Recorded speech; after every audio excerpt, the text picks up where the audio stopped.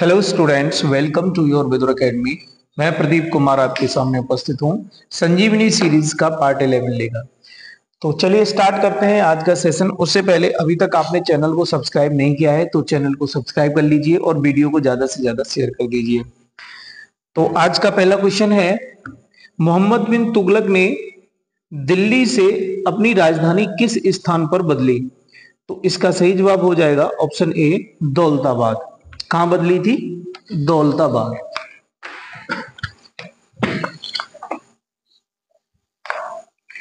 चलिए next question देखते हैं। तो अगला क्वेश्चन देखने को मिलता है, 14वीं शताब्दी के दौरान भारत में किसने सोने व चांदी की नियमित मुद्राओं के स्थान पर सस्ती धातुओं से निर्मित सांकेतिक मुद्रा यानी टोकन करेंसी की शुरुआत कर दी? ठीक है, तो कौन था वो? चलिए देखते हैं। इसका सही जवाब है ऑप्शन 2, मोहम्मद बिन तुगलक। मोहम्मद बिन तुगलक ने 14वीं शताब्दी में सांकेतिक व प्रतीकात्मक सिक्कों का प्रचलन करवाया। सिक्के संबंधी प्रयोग के कारण एडवर्ड टॉमस ने उसे धनवानों का राजकुमार कहा है। मोहम्मद तुगलक ने दोकानी नाम से सिक्कों का प्रचलन करवाया, किंतु इसका प्रयोग असफल रहा। 12वीं शताब्दी में चीन के शासक कुबलई खान ने कागज की मुद्रा चलाई थी जिसे चाऊ कहा जाता था। उसका प्रयोग सफल हुआ था। अगला क्वेश्चन, फुतुहात ए फिरोज शाही में उसकी प्रशासनिक उपलब्धियों का रिकॉर्ड दिया गया है। तो इसका सही जवाब हो जाएगा ऑप्शन डी, फिरोज शाह तुगलक। फुतुहात हे फिरोज शाही में फिरोज शाह तुगलक, जिसका शासनकाल 1351 से 1388 ईस्वी की प्रशासनिक उपलब्धियों का विवरण दिया गया है। इसका लेखन स्वयं फिरोज शाह तुगलक ने किया था। उसने अपने शासनकाल में चांदी व तांबे के मिश्रण से निर्मित सिक्के चलाए जिन्हें अद्धा एवं बिक कहा गया। फिरोज ने अपने शासनकाल में 24 कष्टदायक करों को समाप्त कर दिया और इस्लामी कानून द्वारा स्वीकृत केवल 4 प्रकार के कर, कौन कौन से थे ये? कर यानी खराज, लगान, खुम्स जो युद्ध में लूट का माल आता था, जजिया और जकात को वसूल करने का आदेश दिया। फिरोज शाह तुगलक ने नगर एवं सार्वजनिक निर्माण कार्यों के अंतर्गत लगभग 300 नए नगरों की स्थापना की। इनमें से हिसार, फिरोजाबाद, फतेहाबाद, जौनपुर आदि थे। इसकी मृत्यु सितंबर 1388 ईस्वी में हुई थी। हौज खास परिसर दिल्ली में उसे दफनाया दिया गया।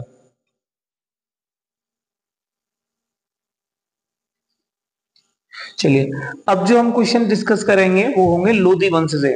तो लोधी वंश का पहला क्वेश्चन होगा, आगरा शहर को किसने बसाया था? तो इसका सही जवाब हो जाएगा सिकंदर लोधी ने। लोधी वंश की स्थापना बहलोल लोधी ने की थी। उसके बाद सिकंदर लोधी शासक बना। भूमि मापन के लिए गज ए सिकंदरी नामक प्रमाणिक पैमाना सिकंदर लोधी ने प्रचलित कराया। 1504 ईस्वी में उसने आगरा शहर बसाया तथा 1506 राजधानी दिल्ली से आगरा ले गया। डैश लोधी वंश का संस्थापकता कौन था? बहलोल लोधी। दिल्ली सल्तनत का आखिरी वंश लोधी वंश था जिसकी स्थापना बहलोल लोधी ने की थी। इस वंश का शासनकाल 1451 से 1526 ईस्वी तक रहा।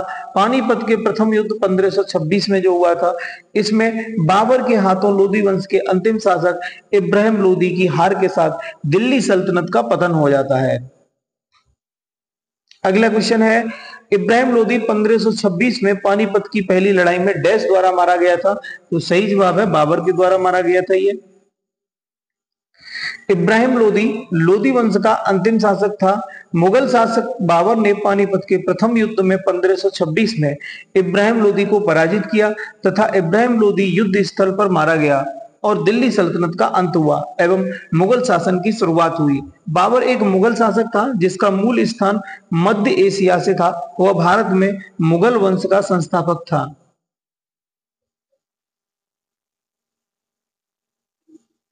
नेक्स्ट क्वेश्चन जो डिस्कस करने जा रहे हैं वो सल्तनत कालीन स्थापत्य एवं चित्रकला से।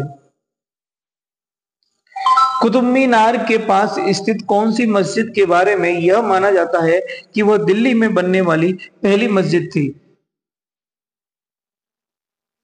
तो इसका सही जवाब हो जाएगा ऑप्शन डी, कुवत उल इस्लाम मस्जिद। कुतुब मीनार के पास स्थित कुवत उल इस्लाम मस्जिद भारत में इस्लामी पद्धति पर निर्मित प्रथम मस्जिद मानी जाती है। इसका निर्माण मामलूक वंश या गुलाम वंश के संस्थापक कुतुबुद्दीन ऐबक द्वारा 1195 से 1199 ईस्वी के मध्य कराया गया था। कुतुबुद्दीन ऐबक मोहम्मद गोरी का गुलाम था। इसी ने गुलाम वंश की स्थापना की थी। किसने अजमेर में 2.5 दिन का झोपड़ा निर्मित करवाया था?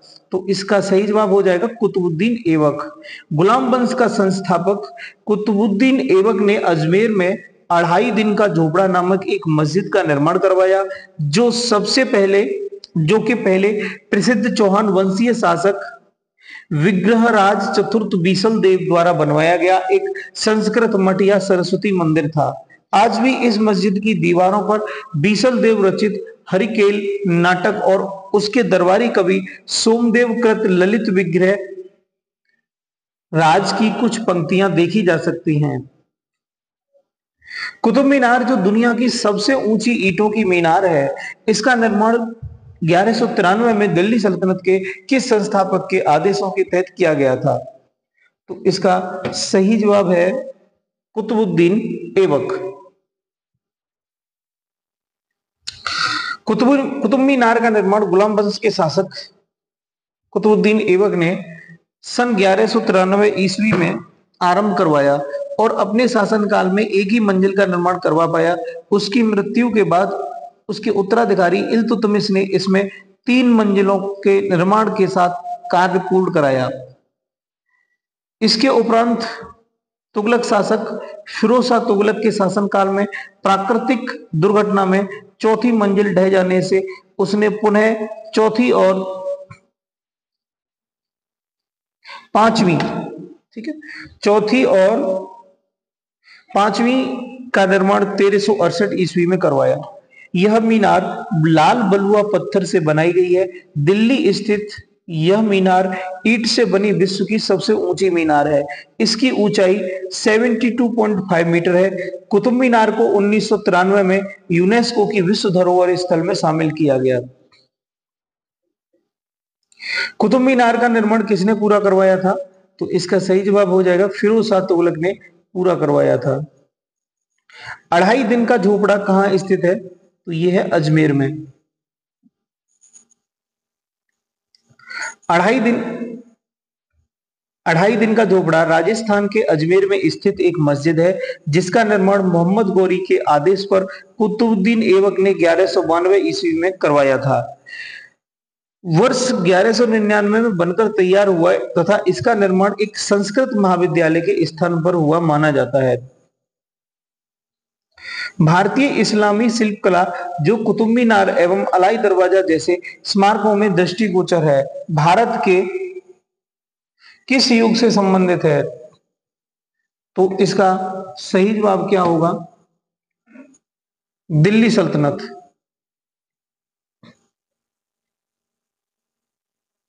दिल्ली सल्तनत जो 1206 से 1526 ईस्वी तक रही, इसके प्रमुख भारतीय इस्लामी स्थापत्य कलाएं 2.5 दिन का झोपड़ा कुतुबुद्दीन ऐबक ने बनवाया। कहां? अजमेर में। कुतुब मीनार कुतुबुद्दीन ऐबक व इल्तुतमिश ने कहा? दिल्ली में। अलाई दरवाजा अलाउद्दीन खिलजी ने दिल्ली में। सीरी का किला या 1000 स्तंभों का महल अलाउद्दीन खिलजी ने दिल्ली में। शेख निजामुद्दीन औलिया का दरगाह किसने बनवाया? शेख निजामुद्दीन औलिया का दरगाह ये मोहम्मद तुगलक ने दिल्ली में। सिकंदर लोदी का मकबरा इब्राहिम लोदी ने दिल्ली में।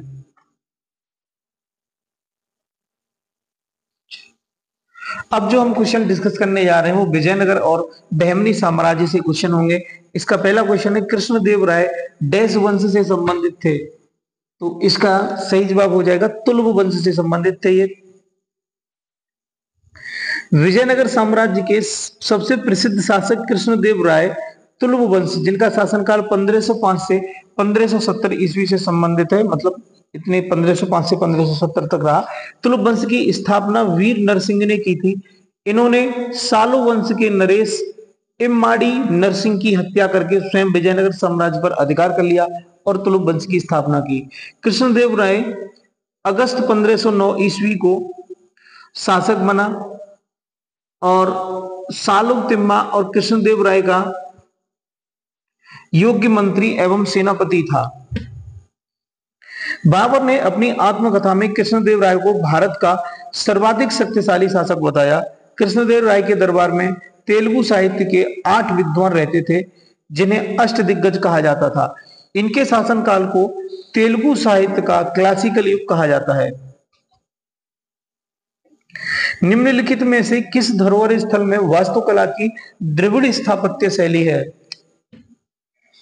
तो इसका सही जवाब हो जाएगा ऑप्शन बी, हम्पी में।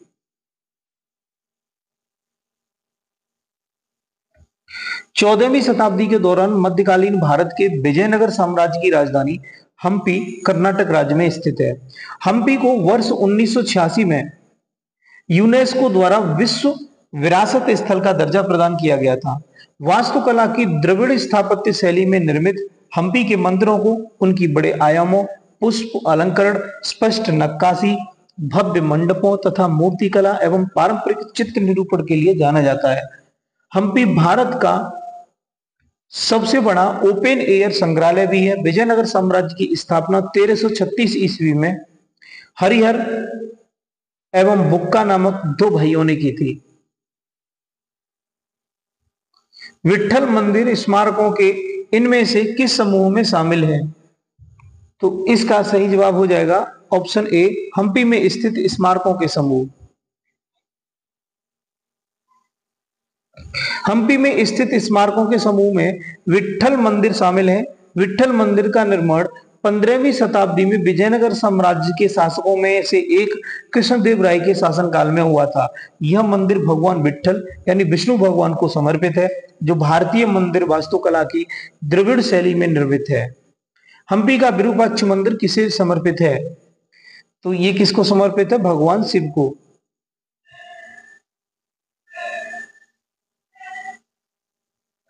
विरूपाक्ष मंदिर कर्नाटक के बेल्लारी जिले में तुंगभद्रा नदी के किनारे हम्पी में स्थित है, जिसे पंपापथी नाम से भी जाना जाता है। यह मंदिर भगवान शिव को समर्पित है। इस मंदिर का निर्माण चालुक्य शासक विक्रमादित्य द्वितीय की पत्नी लोक महादेवी ने विक्रमादित्य की कांचीपुरम के पल्लव राजा पर विजय प्राप्त करने के उपलक्ष्य में कराया था। यह द्रविड़ शैली को दर्शाता है। यह मंदिर यूनेस्को द्वारा विश्व धरोहर स्थल में शामिल किया गया है। बुक्का प्रथम प्राचीन भारत के इनमें से किस राजवंश का शासक था? तो यह संगम वंश का था। हरिहर और बुक्का इनके द्वारा 1336 में स्थापित विजयनगर साम्राज्य पर कुल 4 वंश रहे थे। पहला था संगम वंश, फिर सालुब वंश, फिर तुलुब वंश और अराविडु वंश ने शासन किया। बुक्का प्रथम 1356 से 1377 तक इसको संगम राजवंश के वास्तविक संस्थापक के रूप में जाना जाता है। यह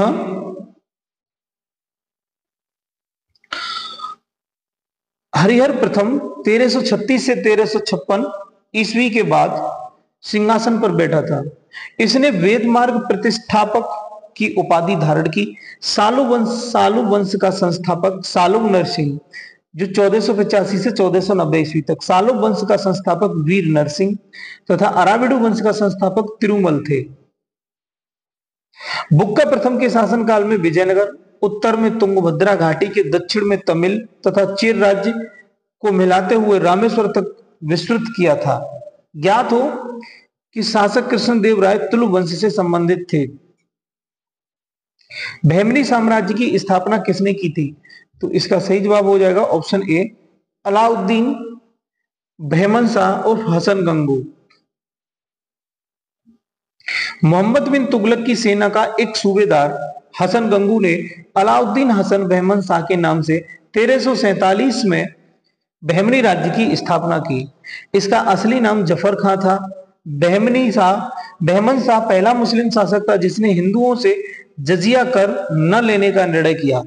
इसने गुलबर्गा को अपनी राजधानी बनाया और उसका नाम एहसानाबाद रखा।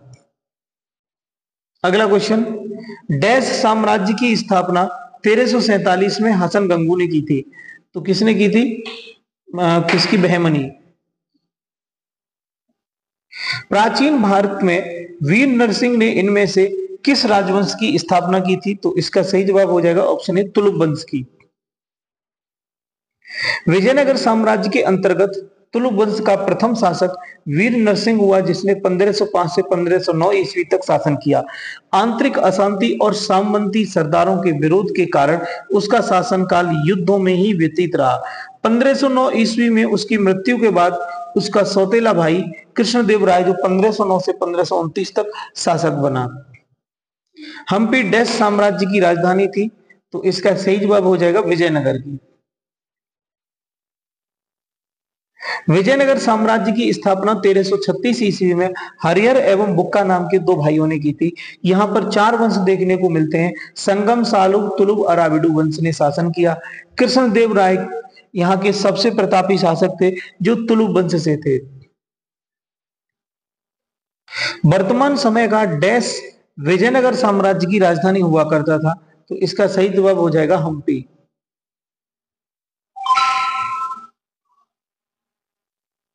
विजयनगर राजवंश के उस शासक का नाम बताइए जिसने 16वीं शताब्दी में शासन किया था। तो क्या है इस प्रश्न का सही जवाब? यह है आदिशंकर। ठीक है, विजयनगर राजवंश का आदिशंकर जिसने 16वीं शताब्दी में शासन किया था। माफ कीजिए, इसका जो सही आंसर है विजयनगर राजवंश के उस शासक का नाम बताइए जिसने 16वीं शताब्दी में शासन किया था। वही कृष्णदेव राय। विजयनगर साम्राज्य के सबसे प्रतापी शासक कृष्णदेव राय थे जिन्होंने 16वीं 1509 से 1529 शताब्दी में शासन किया। कृष्णदेव राय तुलुब राजवंश का सबसे प्रतापी राजा था। इसके शासन काल में पुर्तगाली यात्री डोमिंगो पायस, क्या नाम था? डोमिंगो पायस, ये विजयनगर आया था। कृष्णदेव राय ने तेलुगु में अमुक्तमाल्यद एवं संस्कृत में जामवंती कल्याणम की रचना की तथा नागलपुर नामक नए नगर की स्थापना की। कृष्णदेव राय के शासनकाल को तेलुगु साहित्य का क्लासिक युग भी कहा जाता है। कृष्णदेव राय डैश साम्राज्य के संस्थापक थे।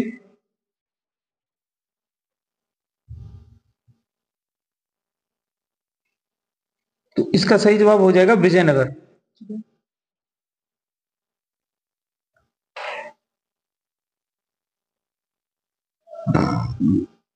किसने साहित्य आमुक्तमाल्यद पर मध्ययुगीन ग्रंथ संकलित किया है? तो इसका सही जवाब हो जाएगा कृष्णदेव राय। आमुक्तमाल्यद कृष्णदेव राय द्वारा रचित काव्य ग्रंथ है। इस काव्य रचना में भगवान विष्णु और देवी अंदाल के विवाह का वर्णन है। कृष्णदेव राय विजयनगर साम्राज्य के सर्वाधिक कीर्तिमान राजा थे। वे स्वयं कवि और कवियों के संरक्षक थे। तेलुगु साहित्य के 8 प्रसिद्ध कवि इनके दरबार में थे जिनको अष्टदिग्गज के नाम से जाना जाता था। स्वयं कृष्णदेव राय भी आंध्र भोज के नाम से विख्यात थे। अन्नमया मध्ययुगीन काल के एक कवि थे। वे किस वर्तमान भारतीय राज्य से संबंधित थे? तो इसका सही जवाब है ऑप्शन ए, आंध्र प्रदेश। अन्नमया या अन्नामाचार एक तेलुगु संत थे, कवि एवं कर्नाटक संगीत के रचयिता थे। इनका जन्म वैशाख बुद्ध पूर्णिमा 22 मई 1408 ईस्वी को भारत के आंध्र प्रदेश के कडप्पा जिले के एक गांव में हुआ था। इन्होंने भगवान वेंकटेश्वर की स्तुति के अनेक भजनों की रचना की। अगला क्वेश्चन, देवराय प्रथम के शासनकाल के दौरान निकोलो कॉन्टी ने डैश ईस्वी में विजयनगर साम्राज्य का दौरा किया था? तो इसका सही जवाब है 1420 ईस्वी में। देवराय प्रथम के शासनकाल के दौरान निकोलो डी कॉन्टी ने वर्ष 1420 में विजयनगर की यात्रा की। भारत के विजयनगर साम्राज्य की यात्रा करने के बाद Niccolo de Conti travels of Niccolo de Conti नामक पुस्तक लिखी। डैश साम्राज्य की स्थापना संगम राजकुमार हरियर और बुक्का ने की। तो इसका सही जवाब क्या हो जाएगा? Option C.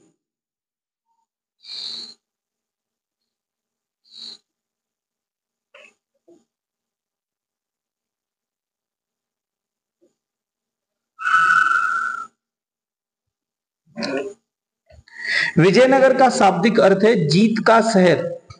विजयनगर को मध्य युग का प्रथम हिंदू साम्राज्य माना जाता है। इसकी स्थापना 1336 ईस्वी में संगम के पुत्र हरियर और बुक्का द्वारा की गई थी, तुंगभद्रा नदी के तट पर। विजयनगर के विषय में फारसी यात्री अब्दुल रज्जाक ने लिखा है कि विजयनगर दुनिया के सबसे भव्य नगरों में से एक लगा जो उसने देखे या सुने थे। गोलकुंडा किला डैश के दौरान बनाया गया था?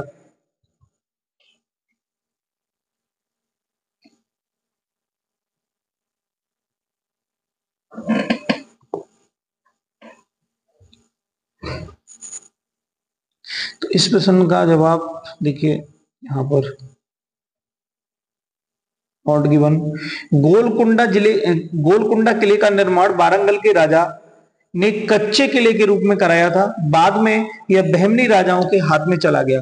1512 ईस्वी में यह कुतुब शाही राजाओं के अधिकार में आ गया, परंतु कुछ विद्वानों ने इसका निर्माण कुतुब शाही राजवंश को भी मानते हैं। तो थोड़ा कंट्रोवर्शियल क्वेश्चन है, आप बता सकते हैं कमेंट बॉक्स में टाइप करके कि क्या होना चाहिए आपके हिसाब से आंसर।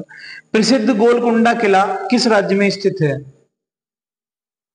तो इसका सही जवाब हो जाएगा तेलंगाना।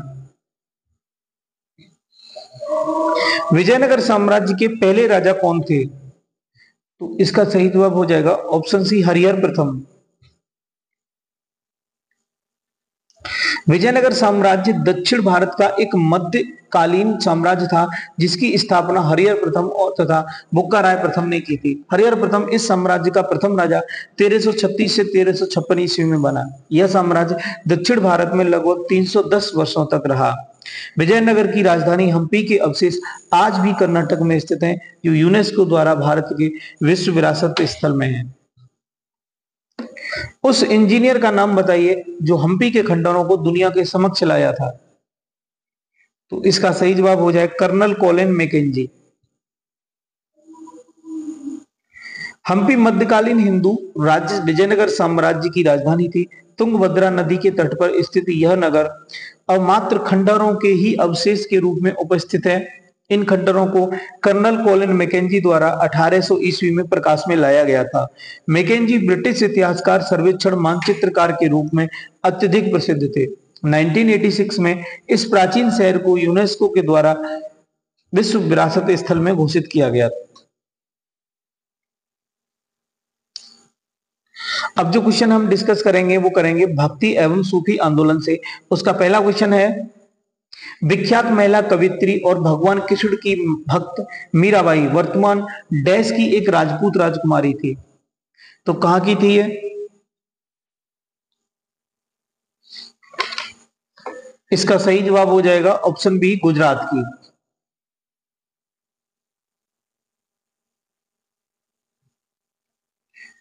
विख्यात महिला कवित्री और भगवान कृष्ण की भक्त मीराबाई का जन्म मेड़ता यानी राजस्थान के कुड़की यानी चौकारी गांव में 1498 में हुआ था। 13 वर्ष की उम्र में मेवाड़ के महाराणा सांगा के पुत्र युवराज भोजराज से उनका विवाह किया गया। मेवाड़ के महाराणा सांगा के पुत्र युवराज भोजराज से उनका विवाह कर दिया गया। विवाह के कुछ ही साल बाद इनके पति का निधन हो गया। पारिवारिक संतापों से मुक्ति पाने के लिए मीरा घर द्वार छोड़कर वृंदावन में जा बसी और कृष्णमय हो गई। ये संत रैदास की शिष्या थी। इनकी प्रसिद्ध रचनाएं नरसिंह जी का मायरा, राग गोविंद, मीरा का मल्हार, फुटकर पद आदि। दासबोध मुख्य रूप से डैश की रचनाओं का उपदेशी संकलन है। तो इसका सही जवाब हो जाएगा रामदास। दासबोध मराठी संत साहित्य का एक प्रमुख ग्रंथ है जो 17वीं शताब्दी में महाराष्ट्र के तेजस्वी संत श्री समर्थ रामदास की रचनाओं और उपदेशों का संकलन है, जिसे उन्होंने अपने शिष्य कल्याण स्वामी को मौखिक रूप से सुनाया था।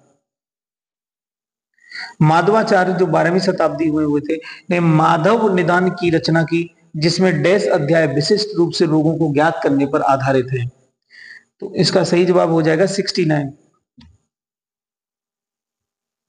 माधवाचार्य ने माधव निदान की रचना, जिसमें 69 अध्याय विशिष्ट रूप से रोगों को ज्ञात करने के निदान पर आधारित हैं। माधवा निदान आयुर्वेद का सबसे प्रसिद्ध प्राचीन ग्रंथ है। इसका मूल नाम रोग विनिश्चय है।